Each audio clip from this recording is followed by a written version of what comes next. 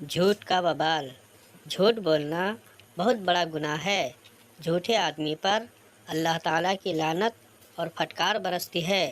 جھوٹے انسان سے پیارے مصطفیٰ صلی اللہ علیہ وسلم سخت ناراض ہوتے ہیں۔ لوگ ہنسی مذاق کی بات میں جھوٹ بولنا برا نہیں سمجھتے، یہ ان کی سخت غلطی ہے، کیونکہ ہنسی مذاق کی بات بھی جھوٹ بولنا شرعاً ناجائز ہے۔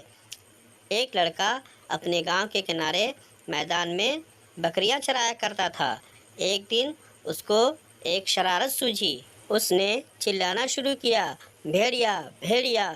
گاؤں والے مدد کے لیے دوڑ کر آئے۔ وہاں نہ بھیڑیا تھا نہ شیر۔ لڑکا کھلکھلا کر ہنسنے لگا کہ میں نے تو مذاق کیا تھا۔ لوگ شرمندہ ہوئے اور خفا ہو کر چلے گئے۔ دوسرے دن سچ مچ بھیڑیا آ گیا۔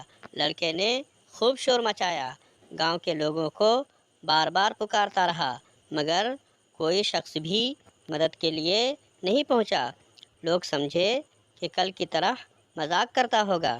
بھیڑیا بکریاں بھی لے گیا اور لڑکے کو زخمی بھی کر گیا۔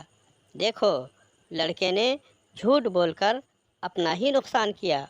پیارے بچوں، تم لوگ جھوٹ بولنے سے ہمیشہ پرہیز کرنا۔